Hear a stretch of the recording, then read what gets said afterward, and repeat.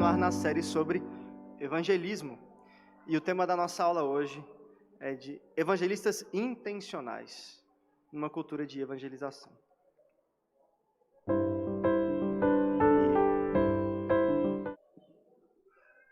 E vamos orar para a gente dar início a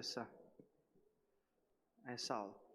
Pai querido, nós louvamos ao Teu santo nome, Pai. Muito obrigado pelo culto que tivemos, porque louvamos ao Senhor, porque a Tua palavra foi pregada, o Teu evangelho foi exposto, e os nossos corações são alimentados e aquecidos pelo Teu Santo Espírito. Muito obrigado, Pai, que essa palavra faça morada em nossos corações, que Teu Espírito Santo possa aplicá-la, Pai, a nós, e que sejamos como aqueles que constroem a nossa casa sobre a rocha, aqueles que escutam e praticam as Tuas palavras, ó Pai, não aqueles que constroem a casa sobre a areia, que na dificuldade eles têm suas casas arrasadas, ó Pai, que o Senhor possa nos abençoar nossa caminhada cristã.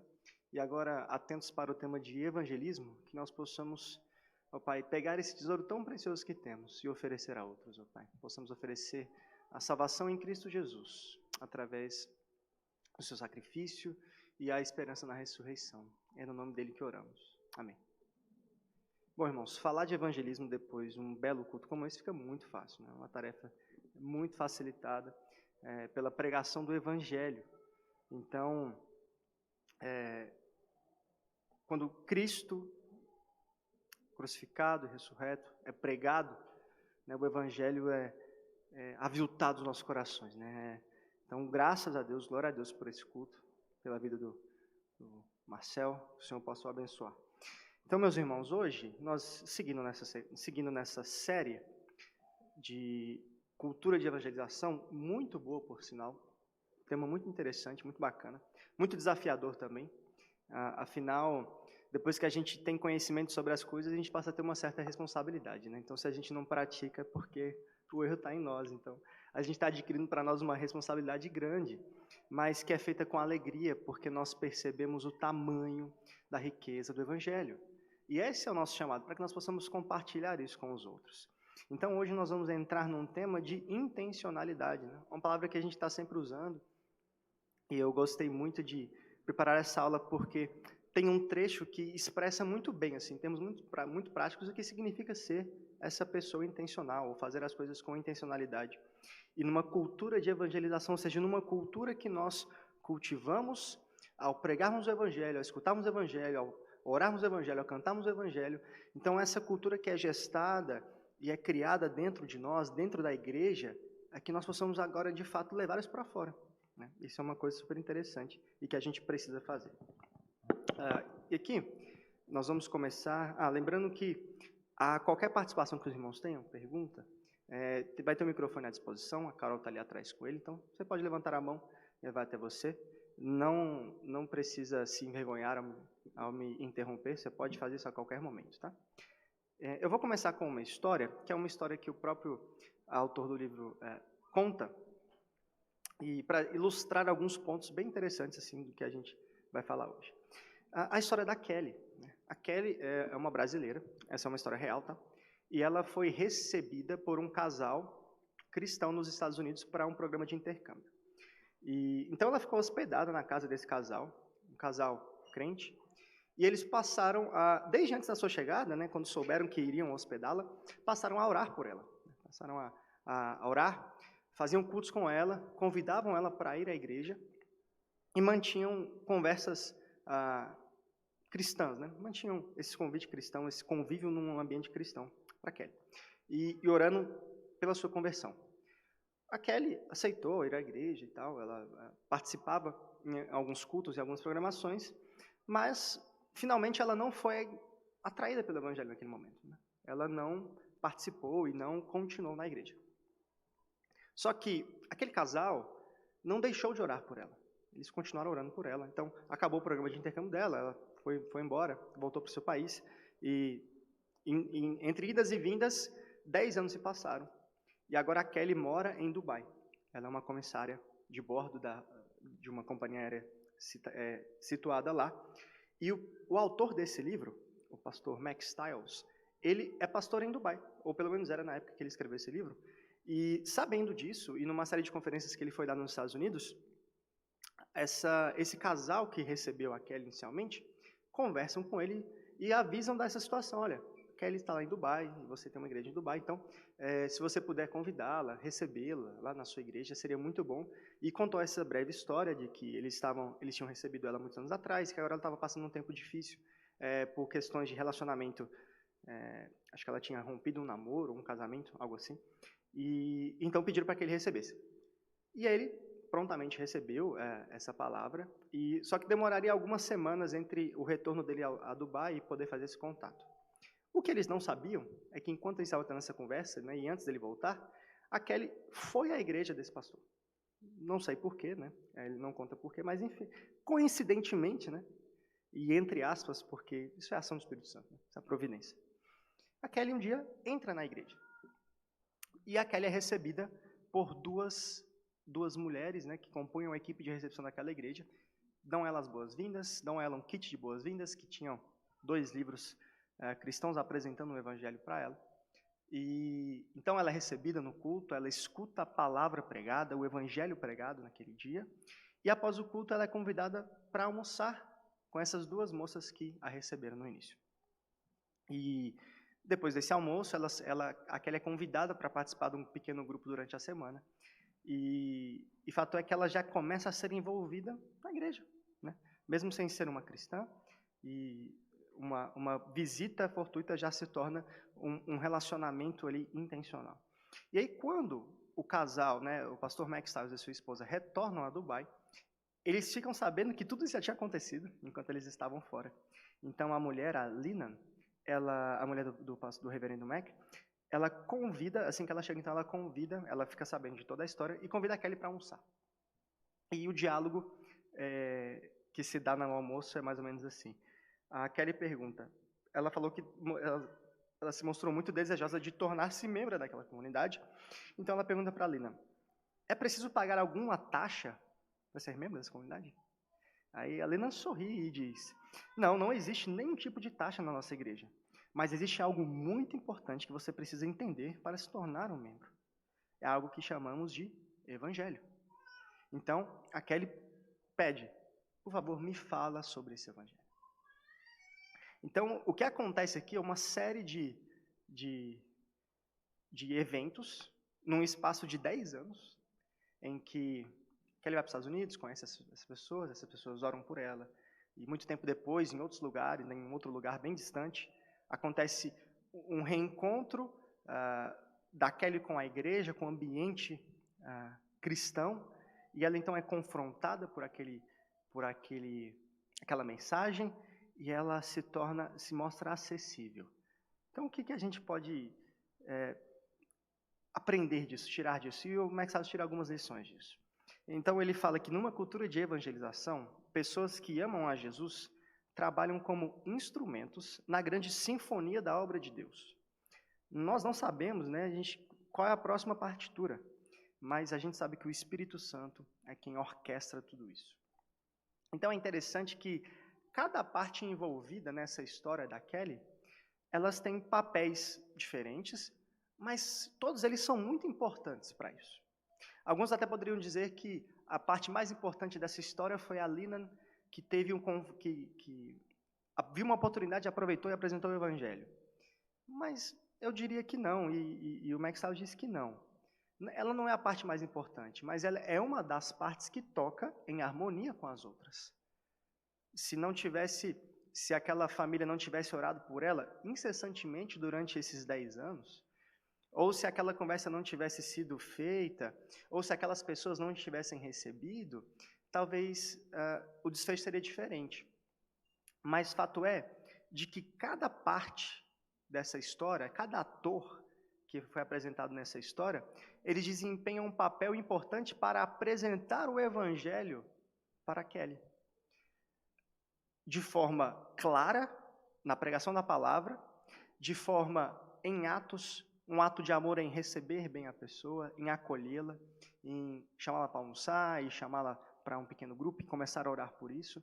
Então, cada pessoa aqui presente nessa história, uma história real e muito bela de conversão, de que apontam para que nós, nas nossas vidas, nas nossas vidas cotidianas, nos nossos serviços na igreja, nós temos que ter essa intencionalidade em disseminar o Evangelho. E essa parte em verde destacada é justamente isso. Eu achei uma ótima definição para a intencionalidade, que é, se estivermos focados nele e no seu direcionamento, faremos parte da obra dele na vida das pessoas. Então, se estivermos focados em Deus e no seu Evangelho, consequentemente, nós faremos parte dessa obra. Talvez você não saiba, mas você já desempenhou um papel importante na conversão de uma pessoa, através de um serviço que você faz. Mas o fato de que você não tenha ciência disso, não tira de você a participação naquele ato. Então a gente tem que cooperar para que nessa grande ópera e nessa grande construção dessa música que é tocada e orquestrada pelo Espírito Santo, que nós possamos participar disso. Afinarmos os nossos instrumentos, ensaiarmos direitinho, para que na hora da grande apresentação, que as coisas fluam bem, tenham harmonia, que nós possamos tocar a música para o grande mestre do universo, né, de uma maneira muito bem executada. Então, numa cultura madura de evangelização, as pessoas confiam que Deus fará algo maior do que veem com os olhos físicos. Gente, isso aqui é fé. Isso aqui é fé. E às vezes nós estamos acostumados a naturalizar demais as nossas experiências, mesmo cristãs.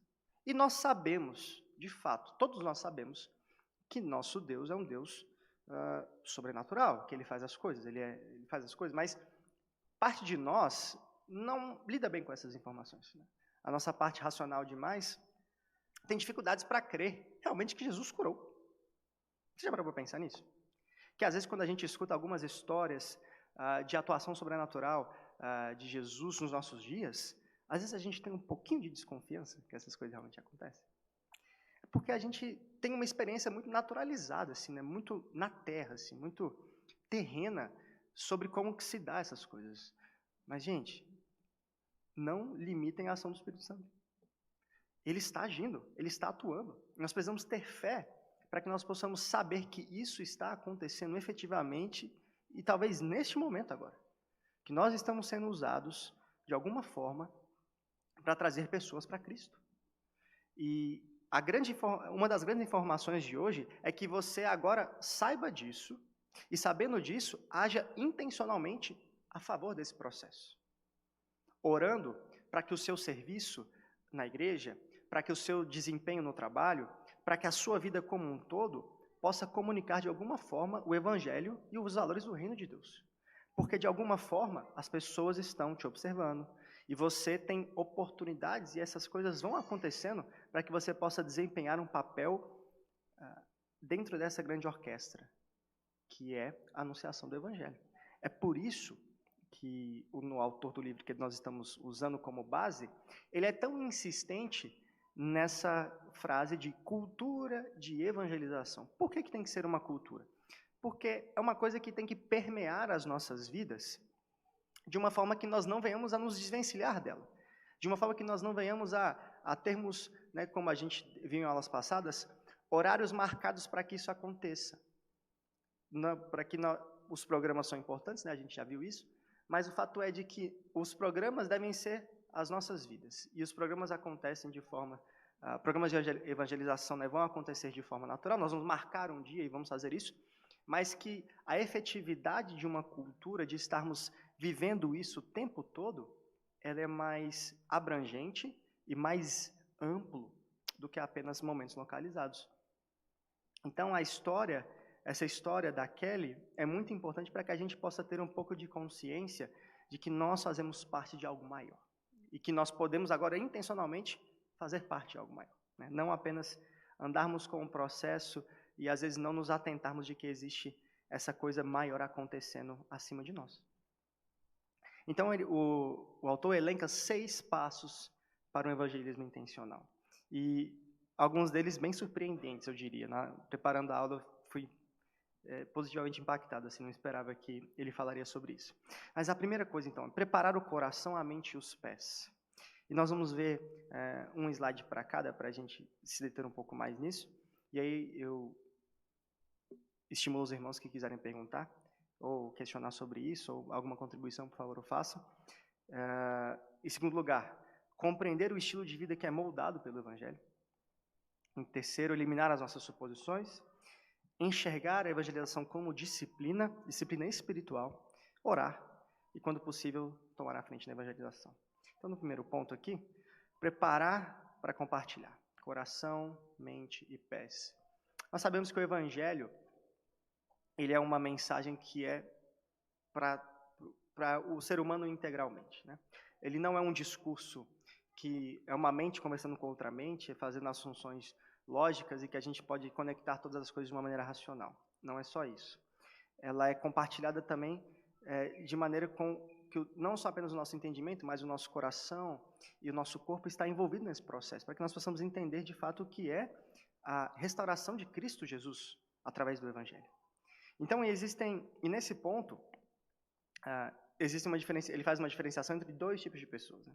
Pessoas que evitam compartilhar a fé porque têm algum tipo de temor, e pessoas que não têm contato com não cristãos, né? Eu não sei o quanto disso, eu me peguei pensando o quanto disso seria real assim para a nossa cultura brasileira. Talvez que a gente tem tantos envolvimentos e talvez não tenha um bolsão tão cristão quanto talvez seja a realidade do pastor Mack Stiles, mas às vezes pode acontecer, né? A gente talvez trabalhemos em um lugar confessional, então os nossos colegas de trabalho são todos cristãos, os nossos amigos são todos cristãos porque crescemos na igreja e temos pouco contato assim com pessoas não cristãs. Isso pode acontecer. Então, mas ele propõe um método para que isso possa ser superado. Mas no primeiro caso, como preparar as pessoas e como tirar esse temor das pessoas. E esse temor de qualquer natureza, tá? O temor da ridicularização, ou do medo de não ser bem aceito, ou o medo de não saber como articular o evangelho propriamente dito naquelas ocasiões, ou o medo de ser questionado e não ter bases para poder fazer uma boa apologética ali. E em todos esses casos de temor, a grande resposta é que nós precisamos nos preparar. A igreja, então, deve alimentar os irmãos com o evangelho. E aqui nós tivemos um excelente exemplo, agora há pouco no culto. O evangelho foi pregado. Então nós precisamos tomar essas lições de evangelho, que elas possam passar a fazer um sentido muito pessoal para nós. Existe uma mensagem, ela foi pregada, então a gente começa a crescer em nosso entendimento do que é o evangelho. E ele faz uma brincadeira e fala assim, olha, a gente nunca de fato vai entender o que é o evangelho. A gente sabe o que é, mas entendê-lo completamente implicaria entender o sacrifício de uma pessoa que é Deus e é homem, e a gente já tem um pouco de dificuldade em lidar com essa doutrina da união hipostática de Cristo. Mas entender que esse sacrifício ele tem implicações cósmicas e eternas. Então, cósmicas porque todo o cosmos, e a gente tem até um pouco de dificuldade de pensar no espaço, né? E quanto mais em todo o cosmos. E eternas. Você já parou para pensar que existe algo que é fora do tempo, em que o tempo não é uma coisa? São pensamentos muito complexos. Então, entender, de fato, toda a grandeza, a profundidade e a extensão do Evangelho de Cristo é uma tarefa complicada. E por isso ele fala isso, né? Talvez você nunca vai entender completamente, mas a gente sabe. Então, e o que a gente sabe, a gente pode compartilhar. E a beleza de ter uma coisa que é, até certo ponto, incompreensível pelas nossas incapacidades, é que existem riquezas inexploradas e que a gente pode ir minerando essas coisas, a gente pode ir moldando essas mensagens, moldando toda essa riqueza de mensagem para poder entregar perspectivas diferentes, pontos específicos da história da redenção, que são mais sensíveis às pessoas que nós estamos lidando ou conversando, né? Às vezes as pessoas, elas sequer têm noção de que elas precisam ser salvas de algo. A mensagem do Evangelho é uma mensagem de salvação, né? Mas as pessoas, às vezes, não têm essa noção. Então, não tem essa régua moral para saber que elas estão erradas ou não. Mas, em algum ponto, ela está sensível ao Evangelho porque ela tem alguma necessidade real, que não pode ser suprida por algo que ela faz ou algo que ela conhece. Então, o Evangelho é rico o suficiente, é grande o suficiente para lidar com essas situações e achar os pontos de contato, as pontes que podemos traçar para as diferentes necessidades que as pessoas têm, que no final são manifestações de uma necessidade básica, que é de Cristo Jesus, a salvação dele, mas que vai se manifestando nas pessoas de maneiras diferentes. Então, nós precisamos estar preparados, conhecer o Evangelho de maneira cada vez maior e saber os seus impactos e as suas consequências e toda essa história de maneiras cada vez mais robustas para que a gente possa ter ferramentas e sabermos como articular esse Evangelho para o tempo que nós vivemos. E isso vai nos trazer uma segurança de não só transmitir essa mensagem, mas de viver essa mensagem. Repare que é um processo que ele não é fechado em si, né? Esse processo de cultura de evangelização, ele nunca vai ser a gente aprendendo e pegando ferramentas para que a gente possa falar para as pessoas lá fora. Primeiro, essa mensagem ela nos afeta, ela nos transforma, ela nos molda a imagem de Cristo. E esse processo vai culminando em outros processos. A gente vai, né? É um verdadeiro marketing multinível, né? Que uma pessoa vai chamando a outra. Mas isso acontece no nosso coração, né? A gente tem uma intenção, mas as coisas vão derramando e vão invadindo outras áreas, né? E isso é maravilhoso, é viver isso, e o Espírito Santo vai conduzindo esse processo, né? E aí, no segundo ponto, existem pessoas que não têm contato com não cristãos, né? E ele sugere algo, né? Ele fala assim, olha, o primeiro ponto que você tem que saber é que você precisa estar aberto aos não cristãos. E aí, pensando no nosso dia a dia, às vezes a gente se fecha para esse tipo de pessoa, né? A gente tem medo de se sujar assim com algumas pessoas, porque a gente vê que elas são tão pecadoras, né? Elas estão tão sujinhas, então a gente não quer meter a mão lá, né? Não quer se sujar também. Mas só é que nós somos chamados para isso, gente, né? O chamado por Evangelho, ele não é um chamado em que Cristo fala para que nós possamos lidar com aquela pessoa que só está mais ou menos suja, né? Não, é para toda criatura. Então, a gente precisa primeiro se despir desse preconceito de que, poxa, talvez essa pessoa seja pecadora demais para ser salva, né? Aí você esqueceu de olhar para você mesmo, né? Que você também é pecador demais para ser salvo, mas Cristo nos salvou. Então, nós precisamos estar abertos e intencionalmente abertos, cientes disso, de que, poxa, eu não posso deixar de falar com uma pessoa só porque eu acho que ela tem muitos pecados, que ela está longe demais de Deus. E assim como a igreja não pode estar fechada para os não crentes, de maneira que passem mensagens que não sejam inteligíveis, né? E aí, é claro que o Espírito Santo faz obras sobrenaturais e tal, mas às vezes a gente não pode se perder em uma linguagem que é tão nichada, assim, que é tão particular nossa, que torna isso de uma maneira que as pessoas não entendem mais o que a gente está falando. Então a gente precisa ter esse cuidado e ter esse acolhimento para os não crentes, né? Sendo pessoas que são acolhedoras, que são calorosas, que praticam a hospitalidade. Então, no momento em que nós nos encontramos, essa prática de hospitalidade, ela é uma coisa tão em falta, né? As pessoas sentem muita falta disso, especialmente, né, se Deus quiser, a saída de pandemia, né, onde as pessoas estavam isoladas e tal. Então, nós precisamos fazer isso. Mas ele alerta, não confunda, e aí para cristãos, e para nós cristãos individuais e para a igreja, para que nós não venhamos a confundir essa hospitalidade com a supressão da verdade do Evangelho. O Evangelho confronta. E nos confronta, nós que já somos salvos, né? Nós somos confrontados pelas pregações. Imagina uma pessoa que não é crente, que vai se ver assim, numa situação deplorável, quando ela se apercebe de todo o seu pecado e de toda a sua distância de Deus. Mas nós não podemos suprimir a verdade do Evangelho em favor de uma hospitalidade, porque nós estaremos subvertendo a hospitalidade, estaremos subvertendo o Evangelho. Então a gente tem que ter esse cuidado de balancear as coisas de uma maneira que nós não sejamos tropeços para o Evangelho, mas também nós não sejamos pessoas frias demais para aqueles que não são dos nossos, né? Nossa missão é para com os outros.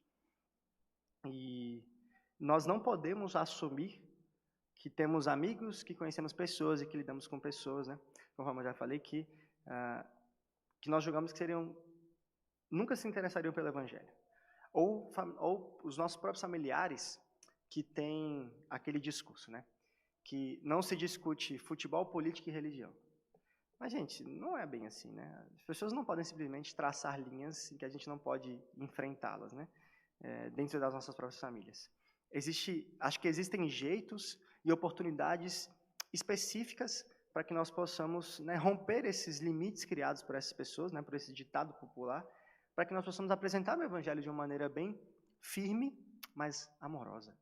Né? Os nossos familiares, que nós talvez passemos mais tempo, então já fique atento para o seu próximo Natal, aquele seu tiozão do pavê que vai fazer aquelas piadas maravilhosas, apresente o Evangelho para ele.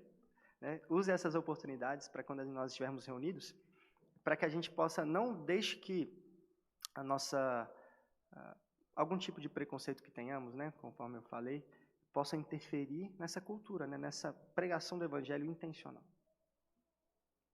2.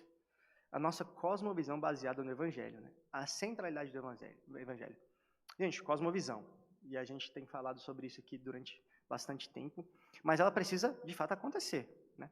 Conforme a nossa bela parábola de Cristo. Gente, se a gente não construir a nossa casa sobre a rocha, se a gente não praticar aquilo que nós estamos ouvindo, a gente fatalmente construiu sobre a areia. Então, esse é um alerta.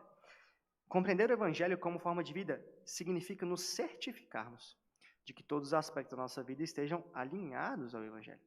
Isso contribui para que o Evangelho transpareça em nós, estejamos com crentes ou não crentes. Se vivermos a vida centrada no Evangelho, nos veremos a compartilhar o Evangelho. Se nossos irmãos souberem aplicar o Evangelho a vida toda, fervilharão como canais de evangelização centrados no Evangelho. Então, esse é um processo que você não vai conseguir mais pará-lo. Esse é um trem que vai partir da estação e, através da sua inércia, ele não vai conseguir parar. Então, se você, de fato, praticar isso, ter uma cosmovisão centrada no Evangelho, centrada nesses valores, você vai começar a sair por aí sendo um pequeno evangelista. E glória a Deus por isso. Então, façamos isso. Esse é o chamado. Uma cosmovisão centrada no Evangelho. E aí, que nós, derrubando todas as paredes dualistas que nós erguemos ao longo do tempo, compartimentalizações da nossa vida. Jesus Cristo, ele é rei soberano sobre todas as áreas, então, que nós, para fazer valer isso, a gente, consequentemente, vai fazer valer essa cultura de evangelização, de disseminar essa boa palavra, boa nova, para todas as pessoas. Esse é um ponto muito importante e super prático das nossas vidas, né? É pegar tudo isso que nós temos aprendido e começar a sintetizar para as nossas verdades cotidianas, ou para as nossas vidas cotidianas. Aplicando o Evangelho, reorientando as nossas práticas. Gente, coisas muito bobas, como sendo éticos no trabalho, sendo éticos nas nossas vidas privadas. São pequenas coisas, mas que vão transparecer e vão comunicar o Evangelho através delas, né? Porque é uma centralização genuína e não moralista dessas coisas. Isso é muito importante. Eliminar as nossas suposições. Esse foi um ponto que eu me surpreendi bastante. Eu esperava uma coisa e o autor veio com outra totalmente diferente. Sempre haverá pessoas na igreja que parecerão crentes. E por isso, é tão importante que continuemos a pregar o Evangelho. São essas mesmas pessoas que tendem a reclamar a respeito do quão entediante e repetitivo é falar a respeito do Evangelho. Ele alerta para que nós não confundamos as pessoas que se parecem cristãos, que andam como cristãos, falam como cristãos, se alimentam como cristãos, fazem tudo como cristãos, mas não entenderam o Evangelho de fato. Né? Ele conta uma história de um rapaz, o Andrei, que um filho de pastor, alguém que pregava o Evangelho, que tinha uma atuação muito forte dentro da igreja, mas que não era, de fato, um convertido. Olha que curioso, né?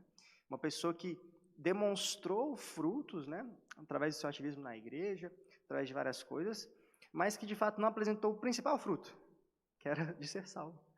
E aí ele comenta que exatamente isso. Ele começava a questionar algumas coisas, tipo assim, poxa, de novo nós vamos estudar o Evangelho de Marcos aqui. Eu cansei de ouvir falar sobre isso e tal, e se mostrou bem entediado, né, no grupo de estudo que eles estavam fazendo. Até que chegou um dia, em Marcos 8, se eu não me engano, em que ele foi confrontado de uma maneira tão grande e tão fatal que ele desabou no choro. Né? E ele começou ali, nesse grupo pequeno de estudos, a chorar muito, a confessar os seus pecados, e ele mesmo entendeu, falou, olha, tudo isso que eu fazia, eu estava performando uma persona cristã, mas de fato isso não tinha adentrado no meu coração, eu não tinha sido um convertido.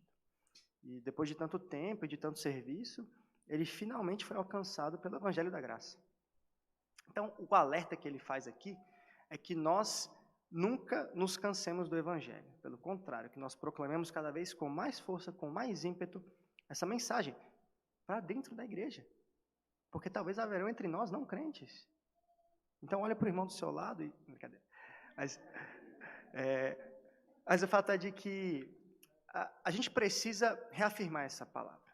E nós somos um povo que que nós precisamos de repetições. Lembre-se de Deuteronômio. O contexto de Deuteronômio é um contexto de repetição da lei, de reafirmação da lei. E de vez em quando, na história do povo de Israel, isso acontece, né? O povo fala assim, gente, traz a lei lá, vamos reler, vamos relembrar. E são momentos em que há muito arrependimento, né? Em que há confissão de pecados, em que as pessoas, né, os reis, os líderes e o povo é muito impactado pela palavra. Porque é necessário que essa repetição aconteça. A gente precisa repetir, e falar de novo, e mais uma vez. Então o Evangelho é esta mensagem que não se esgota e que também não pode ser repetida. Nós precisamos amar essa palavra e pregá-la também aos nossos, aos que estão aqui. Reforçar isso. Né? Talvez nós tenhamos entre nós pessoas não crentes.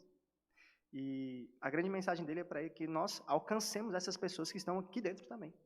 Então, ore por isso. Ore pela conversão das pessoas que talvez se acham nessa situação de crentes e salvos, mas que de fato não se entregaram completamente a Cristo, né? Que ainda não estão nessa caminhada de conformar-se à imagem de Cristo, mas que estão performando, né? Que estão imitando comportamentos, mas que isso de fato ainda não faz o sentido real para elas, né? Que o Espírito Santo ainda não adentrou os seus corações e mudou completamente as suas vidas, né?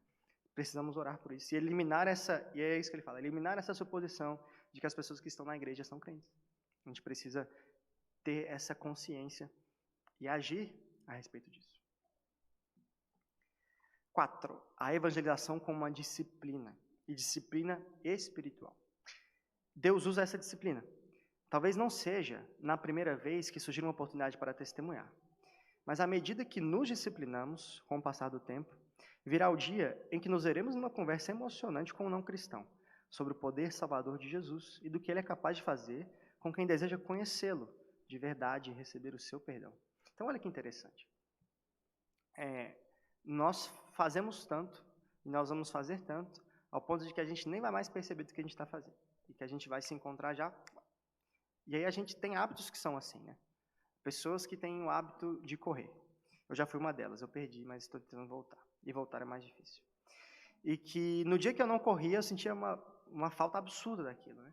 Tanto como, não só o exercício físico, né, mas um descanso para a mente, né? Aquele esparecimento, né? Você não vai pensar mais em nada, a não ser colocar perna direita, perna esquerda, perna direita, perna esquerda.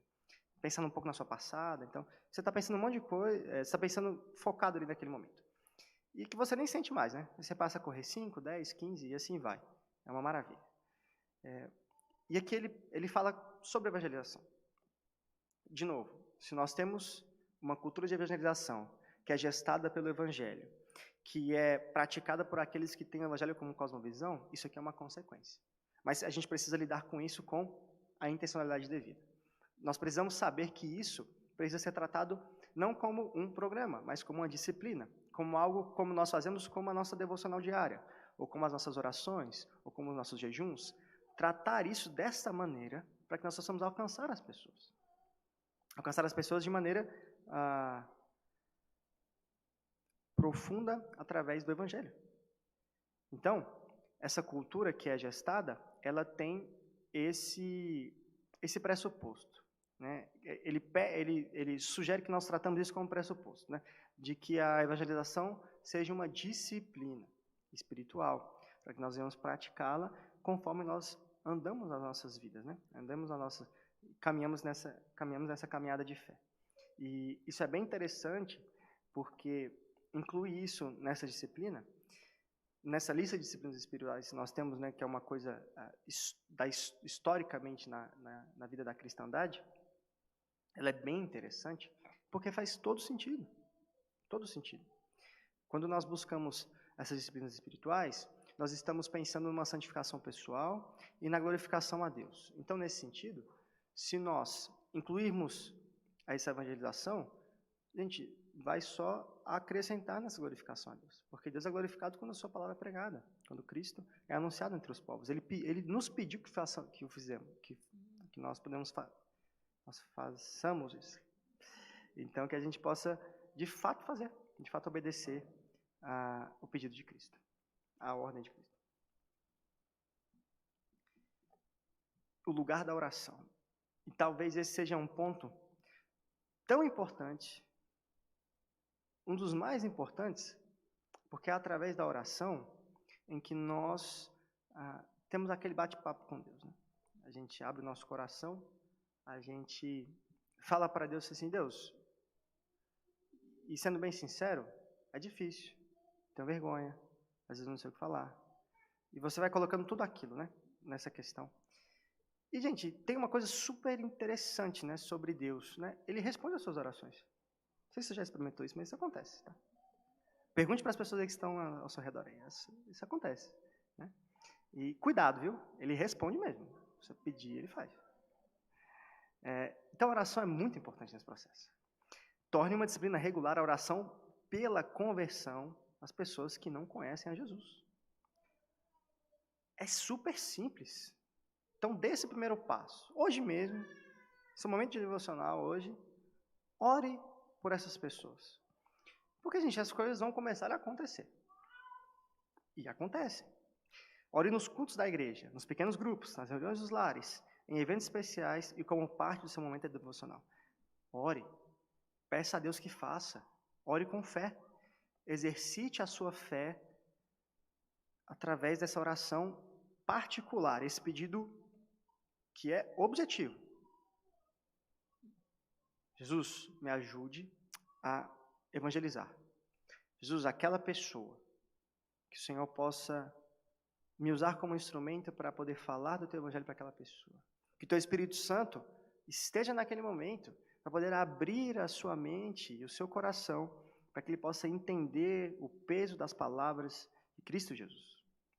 Que seja a nossa oração diária, que a gente possa começar a fazer isso sobre alvos específicos, pensando nas pessoas e elencando isso nas nossas listinhas de orações, para que a gente possa, de fato, fazer isso e entrar de cabeça nessa cultura de evangelização. Liderança espiritual. Essa mensagem não é apenas para os crentes, não é apenas para os leigos, mas para os clérigos, né? Brincadeiras à parte. A mensagem do livro também é para a liderança da igreja. Olha, é para você gestar também uma cultura de evangelização. Então, se a evangelização deve ser um tema de linha de frente à nossa igreja, precisará de encorajamento constante, tratamento contínuo e de uma liderança focada e de longa duração. É muito comum que nós abandonemos projetos pela metade. É difícil ter persistência. E aqui é justamente o ponto que ele está alertando. Liderança da igreja. E olha que esse aqui é quase como uma metalinguagem, né? Ele está falando para a liderança já fez alguma coisa e nós estamos tendo essa EBD sobre evangelismo. Mas o fato é de que quando nós sentimos falta desses temas, que nós também venhamos a procurar aos nossos presbíteros e pastores, para que nós possamos, né, retomar isso. Por quê? Porque essa é uma caminhada não momentânea, né? Essa mensagem, ela não vai se encerrar quando a gente encerrar o ciclo da EBD, sobre cultura de evangelização. Agora vocês sabem disso. E sabendo disso, a gente precisa praticar. E sabendo disso, a liderança precisa encorajar os irmãos, precisa deixá-los cientes de que isso não é uma prova de tiro curto, né? Não é uns 100 metros rasos, mas está mais para uma maratona. em que nós precisamos de um encorajamento constante, precisamos falar sobre isso e precisamos de muita oração a respeito disso. Então ele coloca e ele elenca isso. Liderança da igreja. Também sejam pessoas que vão fomentar tudo isso. Então, você como membro também pode pedir isso da sua liderança. Tá? Faça isso, para que você possa se desenvolver nessa área e pensar em gestar essa grande cultura, que não nasce da noite para o dia, que começa na pregação do Evangelho, isso nós estamos fazendo, mas agora é uma das aplicações práticas dele é começar a jogar isso para fora, a derramar isso para as pessoas, a derramar isso para os que estão de dentro e que, porventura, não foram alcançados. E para encerrar, hoje é uma aula um pouco mais breve, quando falamos de evangelismo intencional, para mim foi inevitável lembrar do Francis Schaeffer, que foi com ele que eu aprendi toda essa parte dessa intencionalidade, né? Foi lá que eu vi a primeira vez esse tema. E ele tem uma teoria, né? Ele propõe uma coisa que é super interessante, né? Ele fala o seguinte, e aí o Francis Schaeffer, para você se relembrar, recentemente a gente teve uma conferência missionária aqui, e o pastor Marcelo, ele deu uma grande biografia do Schaeffer, né? Foi bem interessante, foi bem bacana. E quem é o Francis Schaeffer, para quem não conhece? Ele foi um missionário, um pastor que desenvolveu seu ministério basicamente na Europa e que, e aí na década de 60, 70, ele fundou o L'Abri, lá na Suíça. E o L'Abri, ele era um grande centro de recepção de pessoas, de hospitalidade, de pessoas de todo tipo de credo, com todo tipo de dificuldade, crentes, não crentes, hindus, muçulmanos, qualquer tipo de pessoa que quisesse vir e poder conversar sobre coisas. E o Schaeffer tinha esse grande moto de dúvidas honestas merecem respostas honestas. Então ele acolhia todo tipo de pessoa que iam lá para conversar sobre diversos assuntos. E sempre com fundo cristão, o Schaeffer mostrava a beleza do evangelho, que era possível ser enxergado através de várias questões que sejam, né? Então, pessoas iam com problemas existenciais. Ele começou a lidar muito com colegas e amigos das filhas dele que estavam na universidade, que tinham problemas profundos, questionamentos profundos. Então, ele chamava essas pessoas para lá. E ele conversava com isso. E o que ele fazia, essencialmente? Ele escutava.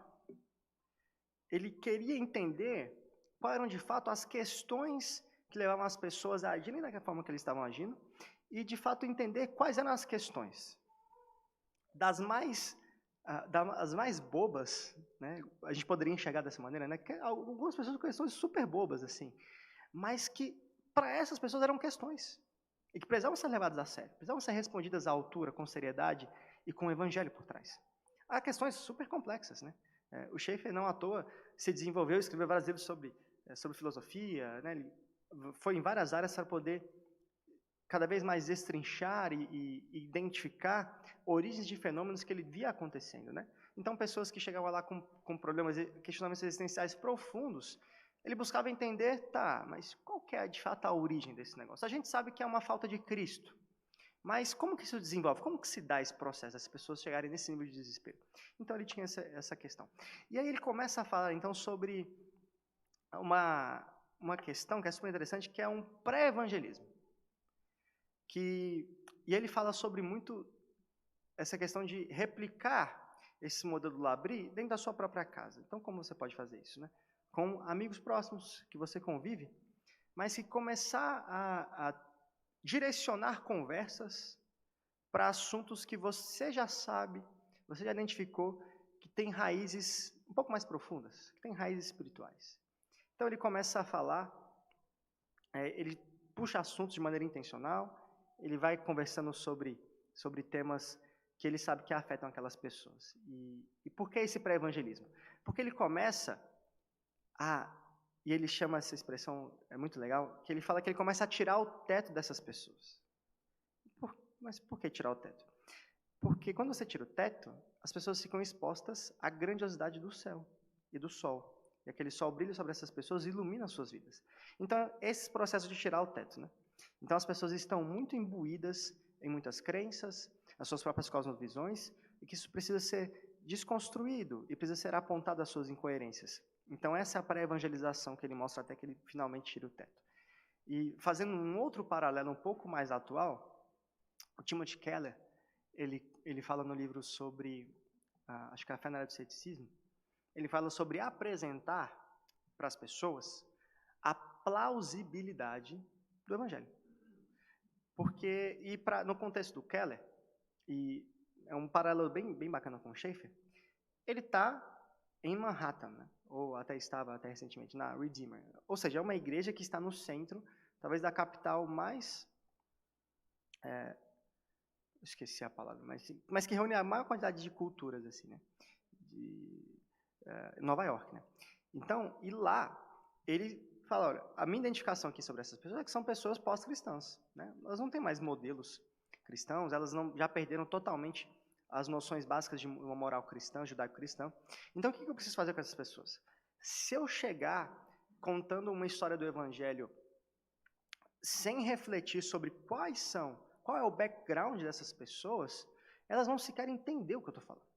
Então, a primeira coisa que eu preciso fazer é mostrar que, olha, é plausível que haja algo maior do que nós vemos. É possível que haja uma realidade diferente daquilo que nós simplesmente podemos identificar através dos nossos sentidos ou através da nossa racionalidade. Existe algo maior. Então, ele começa a argumentar sobre isso, e ele começa pelos céticos, né, vai lidando com vários argumentos sobre o ceticismo, que é o grande tema desse livro, A Fé na Era do Ceticismo. Depois ele vai desenvolvendo nos outros livros que compõem nessa série, Deus na Era Secular e Pregações para a Era do Ceticismo. São 3 livros muito bons para que a gente possa lidar com essas questões. Mas o fato é que ele começa a juntar os pedaços que foram estilhaçados de uma moral cristã, ou de modelos, ou de pessoas que de fato são supernaturalistas, né, que só conseguem enxergar aquilo que está aqui agora e tem vidas muito vazias, né, muito ausentes de sentido, e que dão um salto gigantesco para poder buscar sentido em coisas muito místicas, né, em religiões muito loucas, em experiências bem transcendentais assim, a nível irracional. Então ele apresenta a plausibilidade do Evangelho. Mas para fazer isso, para pré-evangelizar ou para mostrar a plausibilidade do Evangelho para as pessoas, é necessário que nós sejamos intencionais nisso. Então, a minha sugestão para você, uma ideia para que você faça, é que numa próxima conversa com aquele seu amigo que é não crente, que talvez você fure um pouco a barreira daquela conversa superficial, sabe?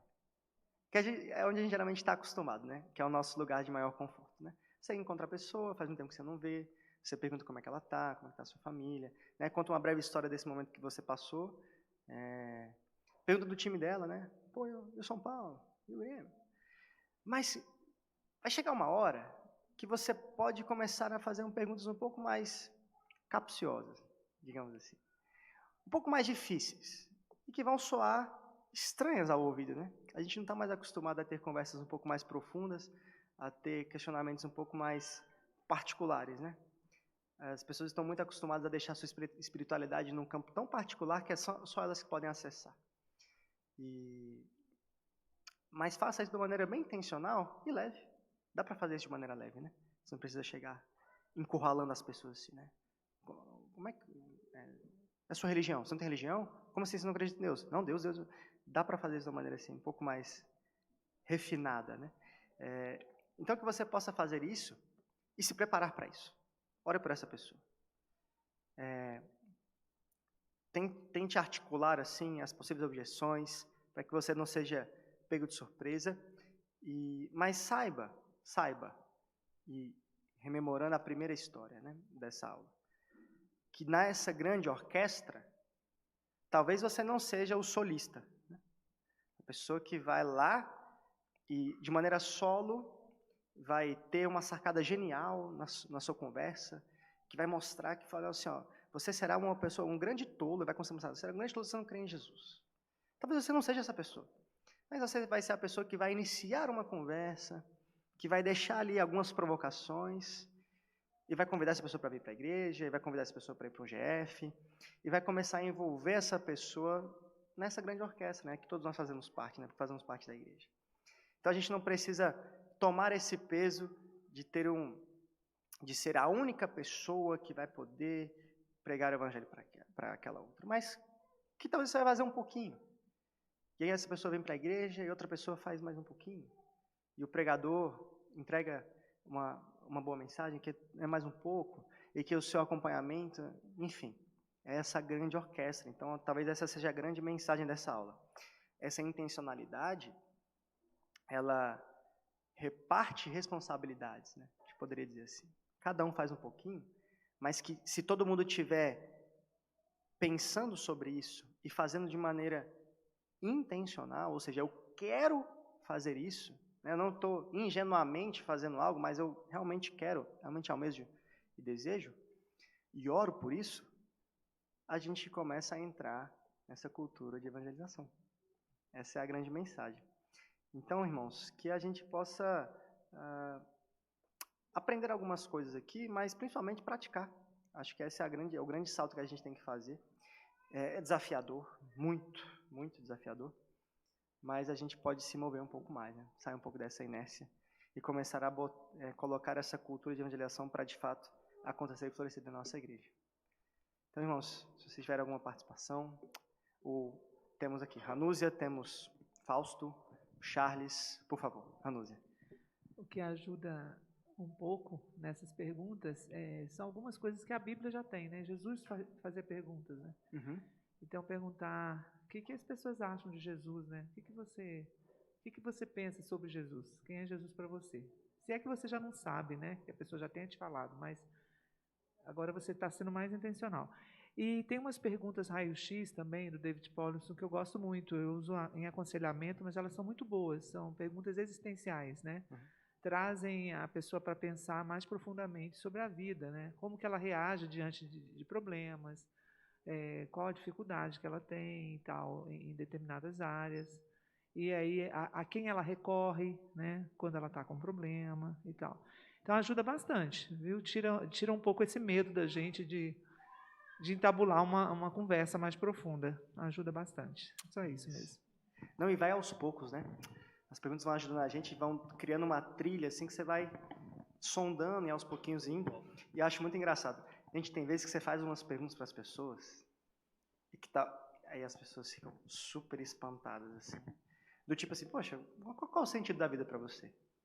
Cara, tem pessoas que ficam, assim, quase entram em parafuso, né, pensando sobre isso. Porque as pessoas não pensam muito sobre isso, né? Mas é importante, né? A gente precisa pensar um pouco sobre isso. Nilo, legal. Eu acho que um dos pontos que eu ia tentar puxar um pouquinho, quais tipos de perguntas que seriam interessantes numa conversa colocar. Eu acho que você e a Ranúzia já pontuaram. E me chama muita atenção essa liderança, né? Porque quando a gente pensa em liderança, a gente pensa normalmente em quem? Pastor, presbítero, diácono. Mas na nossa igreja, o desenho como ela é formado, muitos de nós somos líderes do GF, somos líderes do discipulado, feminino, masculino, e muitos de nós também participamos desses grupos. E seria interessante nós começarmos a pensar, por exemplo, num GF, a gente sempre pensa em alguns pedidos mais nossos, né? Tipo, olha, ora pela minha tia que está com um problema. São pedidos válidos, justos, mas talvez a gente possa também começar a pensar em pedir pelo nosso vizinho. Podemos pensar também em formas do nosso GF, e a gente, como participantes ou mesmo líderes dos grupos familiares, buscar com que esses vizinhos nos visitem nos nossos grupos familiares. Eu acho que quando a gente pensa nessa liderança, não necessariamente pastor e presbítero, mas nós. Eu acho que seria legal a gente também pensar um pouco nisso também, né? Se você puder comentar um pouco sobre isso. Cara, excelente. Foi muito boa a participação. Acho que é uma adição super válida mesmo, né? A gente tem lideranças, não vou dizer menores, né? Não quero menosprezar. Mas sim, lideranças de diferentes atuações, né? Muito bem pensado. O Fausto não tinha pensado sobre isso. E é super interessante que também é uma boa E assim, no papel de líder, a gente tem um papel um pouco de condução, né? Então, faz parte dessa intencionalidade conduzir a isso também. Excelente, gostei muito. Charles.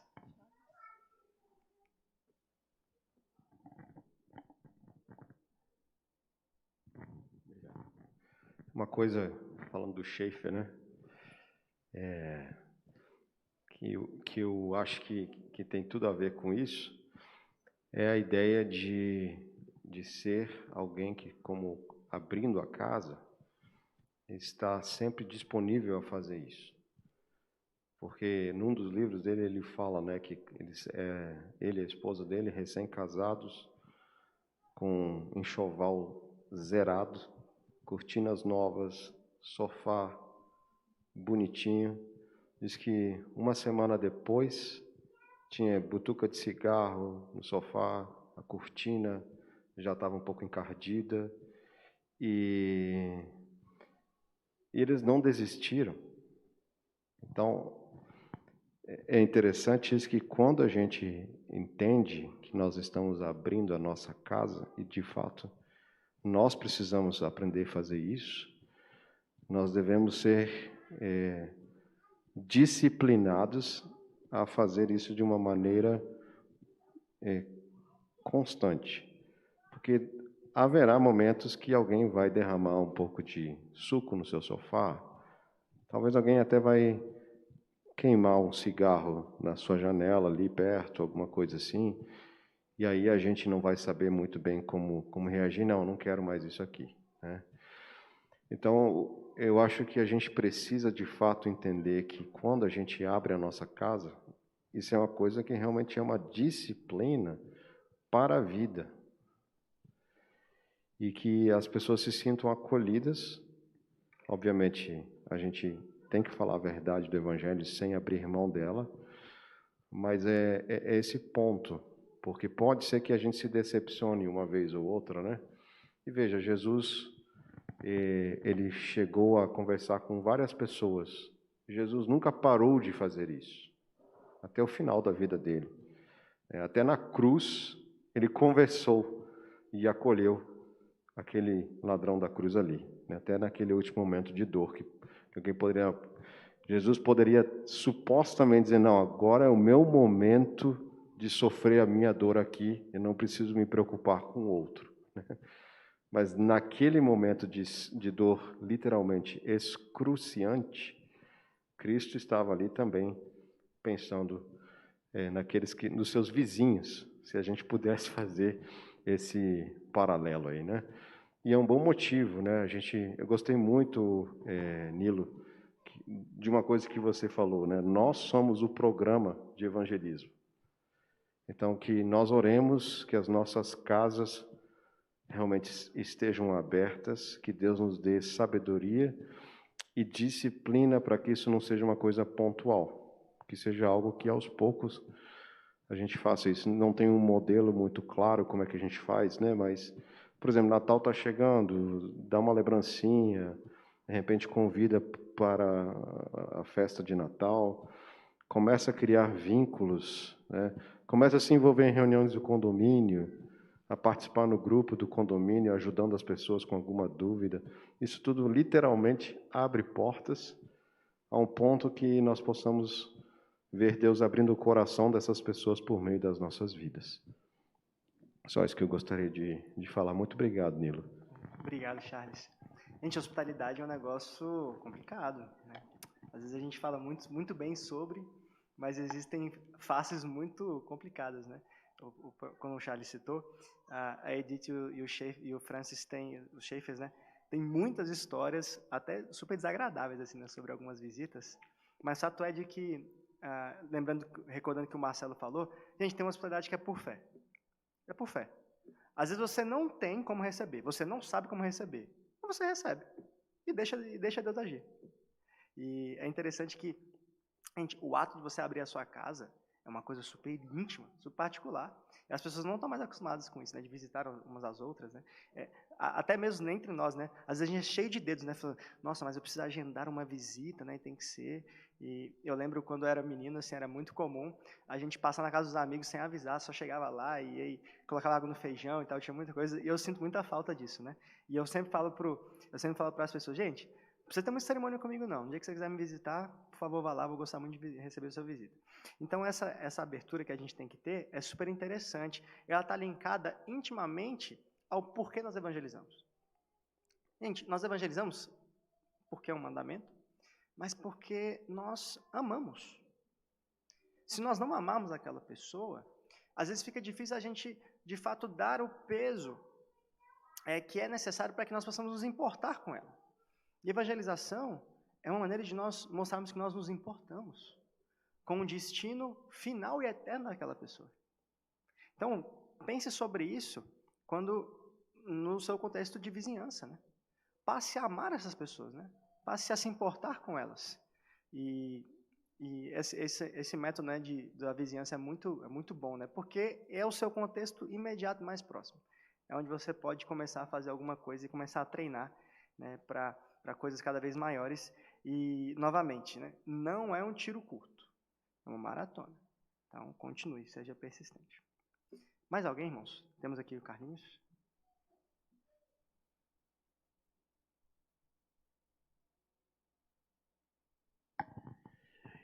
Janilo, 2 pontos que eu queria levantar. Uma questão é que uma das coisas que às vezes a gente não pensa é que quando a gente vai fazer esse modo de você começar a introduzir perguntas um pouco mais profundas sobre a realidade e o mundo, muitas das pessoas que vão engajar com essa são pessoas que vão ter as perguntas cabeludas. Então, muitas vezes é bom a gente ter um preparo e uma firmeza um pouco melhor naquilo que a gente acredita. Ou então, na verdade, e também uma humildade de saber dizer assim, olha, eu não sei, a gente pode marcar um outro encontro que eu vou procurar descobrir como que a gente responde essa pergunta. Um exemplo que eu acho muito interessante sobre uma história de evangelismo, que tem muito disso, é a história de conversão de um cara chamado Nabil Qureshi, já falecido, mas ele é o autor daquele livro Procurando Allah, Encontrando Jesus. E ele fala que ele tinha um grupo de debate, né, na faculdade, e o companheiro dele de quarto, numa dessas viagens que ele ia fazer para um debate, estava lá, depois no quarto, abriu a Bíblia e começou a ler, daí ele falou. Ele que era tipo um filho de missionários, então ele tinha muitas linhas de ataque ao cristianismo. Ele falou, e aí, você sabia que esse livro aí não é o texto original? Aí o companheiro de quarto dele, que já era um crente um pouco mais firme, falou, sério, se a gente não tivesse o grego, a gente poderia reconstruir do latim. Se não tivesse, você tem como reconstruir dessa língua. E de, assim, papiros assim, antigos assim, do tempo assim, dos primeiros séculos. Aí ele virou assim com uma cara de, eu não tenho certeza disso, porque eu já falei isso com muito crente e nenhum deles tinha essa resposta. O outro ponto que eu ia falar também tem em relação com essa história é que, especialmente se você consegue engajar mais tempo com uma pessoa nessa linha, é reconhecer não só a questão de convencer a pessoa em termos intelectuais, mas de reconhecer, às vezes, os custos e os medos que elas criam por conta do evangelismo, né? Você chegar, por exemplo, para um muçulmano e evangelizá-lo, você tem que levar em consideração que o que você está pedindo para ele fazer é abandonar não só a fé dele, mas muitas vezes os laços familiares de amizade imediatos deles. Então não é uma coisa que é fácil de fazer. Reconhecer isso, reconhecer que não vai ser um processo fácil, mas que vale a pena pela verdade. Então, nessa história, eles combinaram de discutir um pouquinho sobre essa questão da veracidade do evangelho, da historicidade, e depois que eles fizeram isso, ele disse, ok, agora vamos fazer o mesmo processo para o Islã. E daí ele começou a questionar, só que como ele era uma pessoa muito engajada na comunidade islâmica dele, ele ficou muito ambivalente, muito tenso por conta disso. Tanto que é uma coisa que ele fala na história que foi uma das piores experiências dele contar para a família dele que agora ele era um cristão. Eu lembro que na aula que o Rafael deu, acho que há 2 domingos atrás, ele falou um pouco acho, sobre os 2 casos que você citou, sabe, Carlinhos? E o que eu gostaria de complementar seria o seguinte: às vezes a gente subestima o nosso próprio conhecimento sobre o Evangelho. E por que eu digo isso? Porque às vezes a gente não concatena as ideias de que todos os domingos nós estamos em contato com o Evangelho através da pregação da palavra aqui. Todos os domingos. Sobre vários textos diferentes, né? Então a gente não precisa, às vezes, se exasperar ou subestimar o nosso próprio conhecimento em relação a isso. É claro que existe uma responsabilidade grande de você saber como articular, né? Ser um bom apologeta. Não excelente, né? Não precisa ser um excelente, mas conhecer um pouquinho daquilo que você está falando, para você que possa, né, através dessas articulações, né, de alguns métodos apologéticos, poder levar a pessoa a algumas reflexões ou até mesmo a verdade. E nesse outro ponto, também o Rafael falou sobre isso, que é de cara, e assim, eu volto a falar sobre a maratona, né? Você falou sobre os custos envolvidos, né? Eu acho que o papel nosso enquanto evangelizador, assim, de uma pessoa num contexto em que para ela existem pesos culturais e outros pesos que seriam muito caros a ela, né, deixar, mas que a gente não seja leviano ou até irresponsável, né, de soltar uma bomba de verdade, né, e sair correndo, né? Mas que a gente possa acompanhar, né? E eu acho que isso seria um testemunho de cristandade, evangelho, sim, tremendo, né? De você acompanhar essa pessoa, talvez você não consiga fazer muita coisa sobre o contexto familiar dela, né? Por exemplo, quando você falou que a pessoa contar que era um cristão para uma família de muçulmanos, talvez você não consiga fazer nada sobre a família da pessoa, mas você está ali para poder apoiar e consolar essa pessoa, né? Então, fazer com que o processo não seja apenas uma mera comunicação do Evangelho, né? Falar uma frase pronta, assim, vamos pegar o livro 100 palavras, eu vou te apresentar aqui e a minha parte está feita. Não, exige um acompanhamento, né? Exige um envolvimento, de fato, com aquela pessoa, né? A desenvolver um relacionamento, lidar com as negativas, né? Persistir em oração, persistir em conversas, e nos momentos mais difíceis, né? Que talvez sejam esses, né? Pós-conversão, para alguns contextos, estar presente. Estar ali, se fazer presente, né? Se fazer ouvido, se fazer um ombro amigo, e fazer aquilo que você puder para a pessoa, né? Pouco tempo atrás, o pastor Matheus pregando, ele falou sobre isso, né? Sobre nós nos tornarmos famílias uns dos outros, né? Que pessoas que passam por problemas grandes em relação às suas conversões, né? Nosso próprio contexto, né? Ele citou contextos aqui, e que nós sejamos então essas pessoas que são responsáveis por esse acolhimento, né? Possamos desenvolver de maneira familiar, né? Criar laços de fato assim, que sejam até mais fortes do que os laços sanguíneos que nós temos, para que nós possamos fazer valer o verdadeiro evangelho, né? Quem é meu irmão, né? E quem é minha mãe, né? Jesus indaga, né? Aqueles que fazem a vontade do meu Pai. Então, que a gente possa fazer isso, né? E juntando essas partes, né? Que a gente sabe nessa grande cultura. Meus irmãos, não se esqueçam, registrem suas presenças. O link está lá no grupo. Faça favor de